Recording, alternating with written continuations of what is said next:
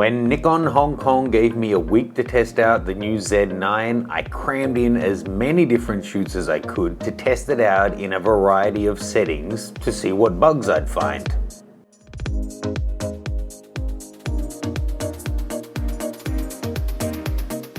Today I'm bringing you along to a wakeboarding shoot from the back of a speedboat. On this day I shot with the native Z mount 14-24, 24-70 f2.8 and the 50mm f1.2. I also used the FDC2 adapter to test out the 85mm Sigma art lens and the Nikkor 70-200 f2.8 E lens. And I filmed a bit of 4K 120p footage using the Z9.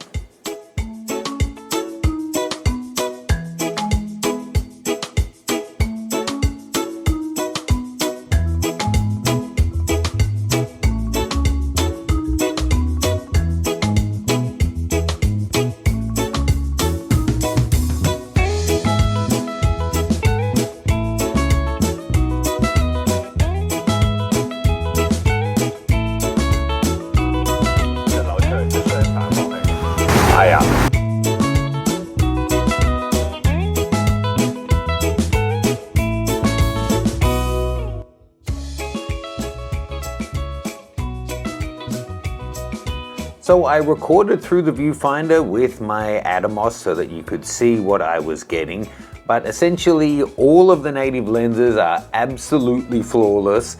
Essentially every shot was in focus. Occasionally if you had the rope stick around right in front of her face going back and forward, it would move off, but it was easy to jump back on. But as it was, once it had really locked on her eye, even if there were splashes of water in front and stuff, it really stayed with her, and the hit rate was so close to being perfect that it doesn't even matter, unlike any other Nikon camera to date.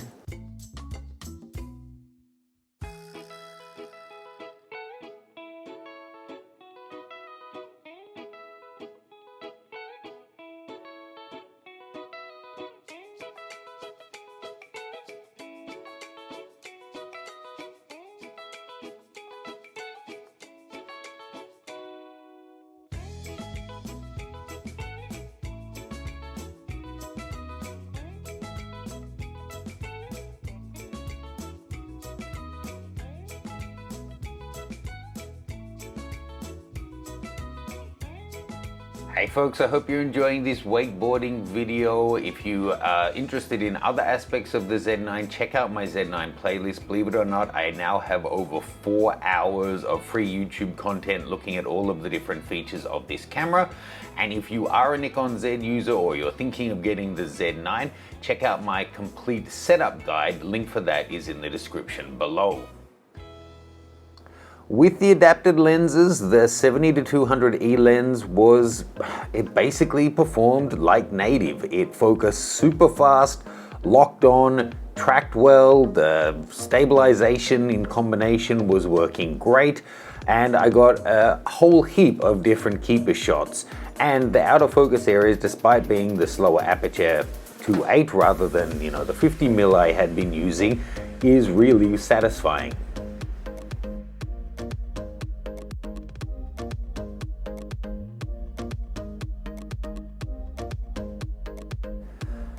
Now, you might remember in the studio test recently, I'll pop a card above, I used the Sigma 85mm art lens and found that it wasn't working particularly well. It was focusing slowly and often missing focus.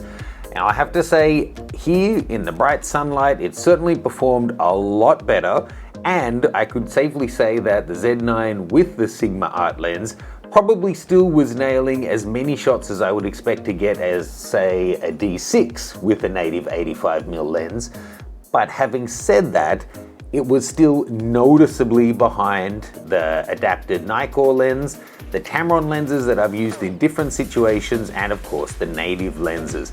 There were still plenty of shots that almost nailed the eye, but got the face or the hair or something not quite getting the eye perfectly. Of course, Sigma will have the opportunity to update their lens firmware once the camera is finally out and their engineers get a chance to take a look at it.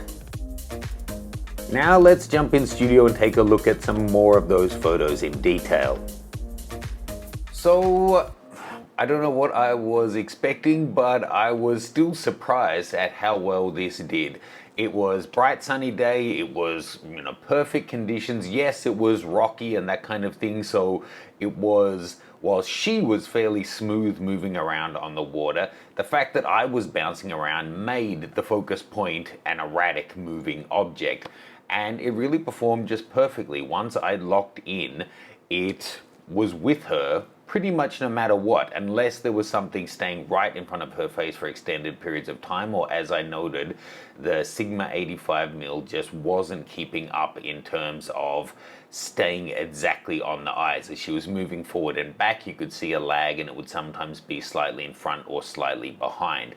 Now, I found that in studio as well, so it could be that that lens that I had just was slightly off and in need of a micro adjustment.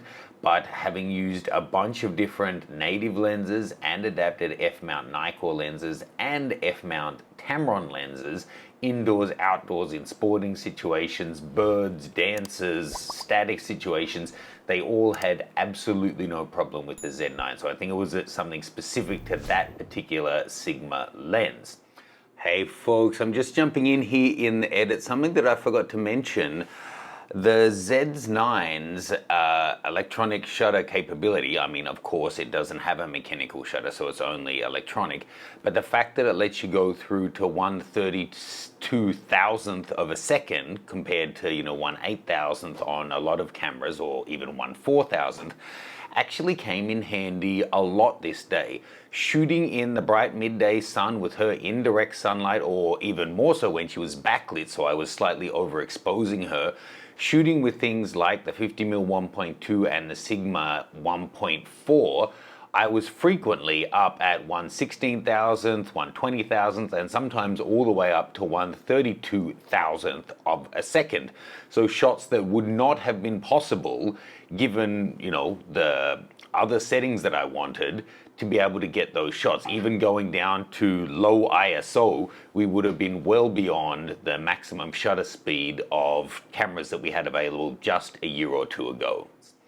I will again make sample files available to download. If you haven't already, do check out the playlist. Over 4 hours of content there, and throughout the different videos I must have given away 100 download files that you can check out and pixel peep on the Z9 for yourself. I will be getting it in again soon to test out, so if there's more things that you would like to see tested, leave me a comment below, and do check out the expert setup guide. It's specifically for the Z9, but it will cover any Z cameras as well, because there is a lot of overlap between the two. You can download or stream that. It's over 2 hours in duration. Links for all of that is in the description below. Hope you found this useful, folks. I'll see you soon.